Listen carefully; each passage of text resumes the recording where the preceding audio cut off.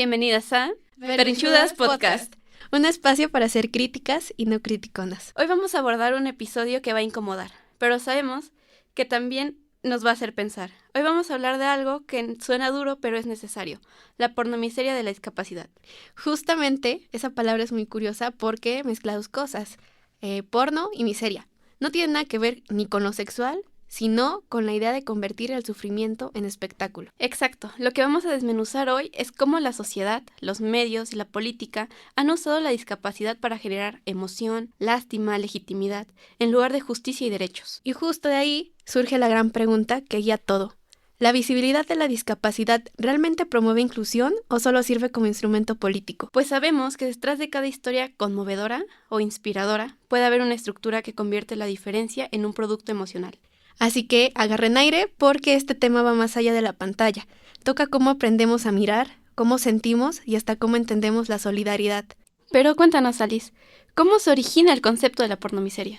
Este término nació en el cine latinoamericano en los años 70 de los cineastas colombianos Luis Ospina y Carlos Mayolo, quienes lo usaron para denunciar a otros directores que explotaban la pobreza y la violencia para ganar prestigio. Ellos hablaban de cómo la miseria se transforma en un producto rentable, películas donde el dolor se mostraba sin contexto solo para provocar impacto. Así es, de ahí viene la idea, cuando el sufrimiento se usa como espectáculo, deja de ser una denuncia social y se vuelve un negocio. Y con el tiempo, esa lógica se trasladó al campo mediático y político.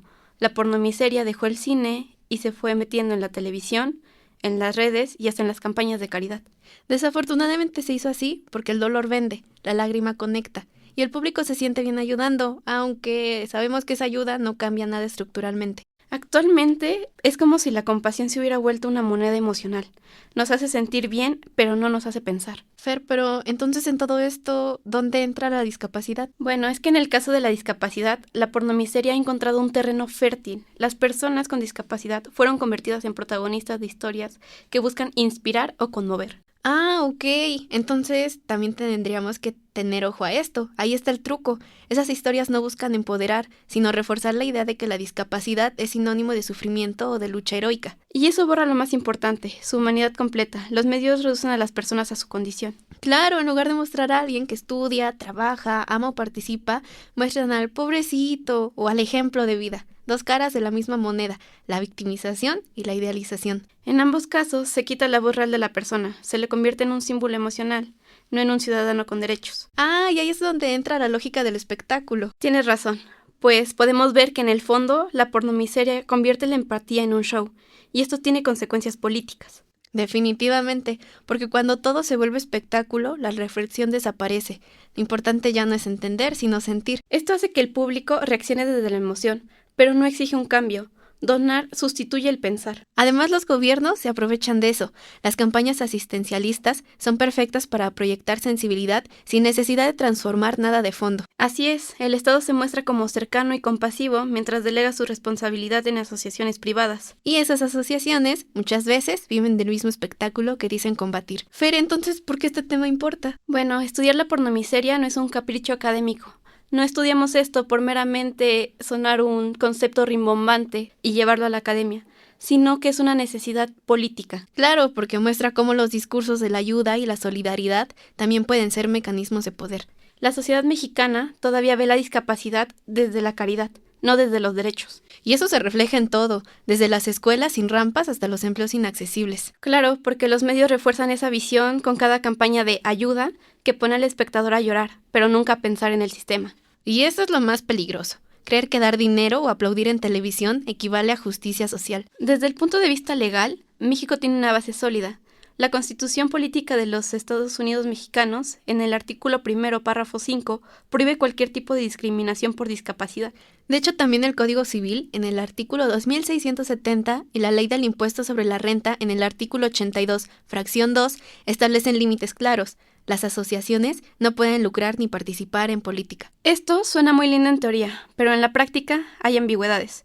Una organización puede no lucrar directamente y aún así obtener beneficios fiscales o simbólicos. Y eso abre la puerta a un nuevo tipo de explotación, la del sufrimiento como capital moral y mediático. En otras palabras, no ganan dinero del dolor, pero siguen ganando poder. Pero cuéntanos, Alice, ¿qué teorías ayudan a entenderlo? Como sabrás, Fer, Michel Foucault hablaba del biopoder, que es la forma en que los estados controlan la vida y la vulnerabilidad. Y en la pornomiseria, el biopoder se traduce como en los medios y en las instituciones gestionan la emoción colectiva. De hecho, Pierre Bourdieu lo explicaría como la dominación simbólica, cuando la gente acepta como natural una relación desigual porque se presenta como algo bueno. Exacto, nadie cuestiona al que ayuda, pero ayudar no siempre significa liberar. Y Giovanni Sartori, con su idea del homo videns, completa el cuadro. El espectador moderno piensa con los ojos, no con la cabeza. Claro, la sociedad reacciona ante la imagen, pero no analiza el contexto. Lo que hace que las campañas caritativas sean tan efectivas. Apelan a la emoción, no a la razón. Vamos rápido, desmenucemos este fenómeno. ¿Cuáles son las piezas que arman este rompecabezas? 1. Pornomiseria, que es la exposición del sufrimiento para obtener algo, ya sea dinero, audiencia, prestigio o legitimidad. 2. Teletiranía, el dominio emocional de los medios, que deciden cuándo sentir y por quién. 3.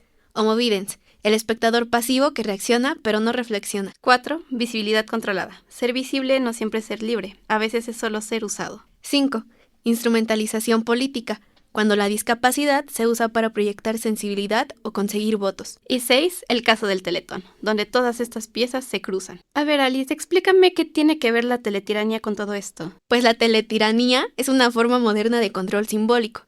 No imponer por la fuerza, sino por la emoción. A través de la televisión, y ahora también hablamos de las redes sociales, se construye la ilusión de solidaridad, donde cada lágrima, cada historia de superación está cuidadosamente editada para provocar una reacción. Es interesante ver cómo esta emoción no busca una transformación social, sino solo consumo moral. Donas, te sientes bien y listo, la conciencia queda tranquila. Y el espectáculo sigue funcionando porque la compasión se administra como un producto más. Pero ¿y eso en qué afecta a mi privilegio? Eso es lo que a continuación vamos a abordar. Ah, entiendo, el Teletón como caso emblemático.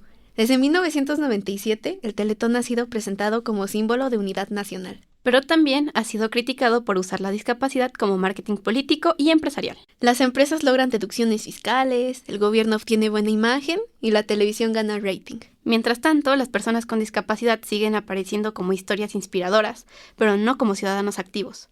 Incluso cuando el Teletón cambió su lenguaje de ayuda a inclusión, el fondo se mantuvo igual. El espectáculo se moderniza, pero la estructura no cambia. Emoción sobre razón. ¿Sabes qué pasó este año? Sí, el Teletón 2025 aplicó viejas fórmulas y una nueva imagen. Este año el evento se adelantó a octubre con el lema Tú cambias todo. Y aunque se presentó como un esfuerzo por visibilizar la inclusión, repite el mismo patrón de sentimentalismo. Las donaciones ahora son digitales, interactivas, hasta gamificadas. Donar se volvió una experiencia. Pero sigue siendo eso, una experiencia emocional, no una reflexión sobre derechos. Además, hubo un convenio con el gobierno por casi 900 millones de pesos para financiar los CRIT, que son los Centros de Rehabilitación e Inclusión Infantil del Teletón. Esto suena bien, hasta que uno piensa que eso implica que el Estado delega una obligación a una fundación privada. Así, en resumen, el gobierno gana simpatía y el Teletón refuerza su poder simbólico. Sí, pero la política sigue detrás de la compasión. Aquí podemos abordar otro concepto clave que es el Salvador Blanco. Cierto, esa figura del famoso político o empresario que se presenta como héroe porque ayuda. Esta imagen genera gratitud, pero también dependencia. Y al mismo tiempo legitima las jerarquías, quien ayuda está arriba y quien recibe está abajo. Es preocupante porque el público se identifica con el Salvador y no con el oprimido. Así la compasión se convierte en una forma de control social. Y la gente se conmueve, pero no cuestiona. Y mientras todos aplauden, el Estado sigue sin garantizar los derechos básicos. Precisamente Giovanni Sartori lo dijo hace casi 3 décadas.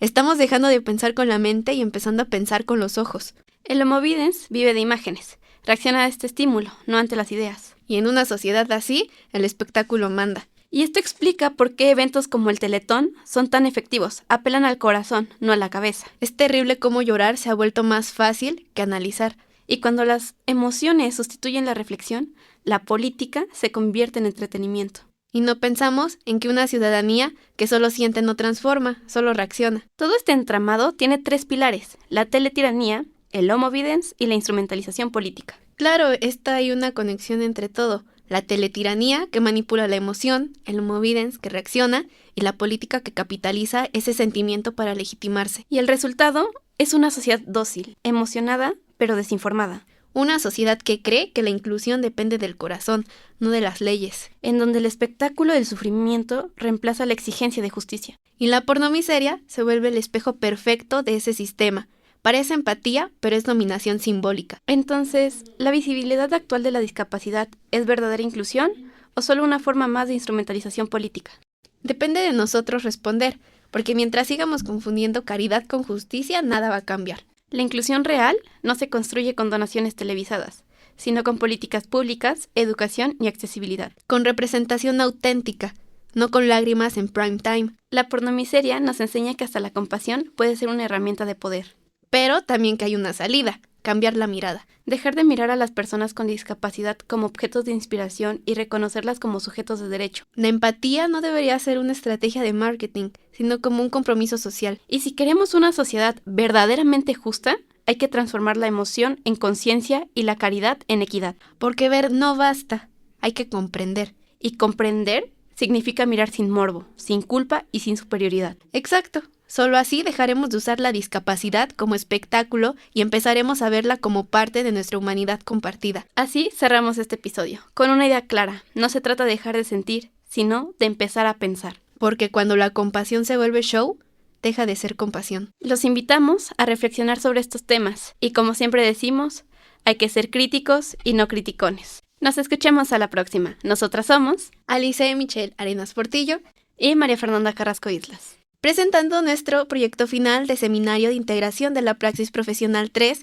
a cargo del maestro Abimael Hernández Rosas y haciendo una mención especial a la maestra María Guillermina Castillo Bedoya, quien nos apoyó durante el proceso de la elaboración de nuestro proyecto.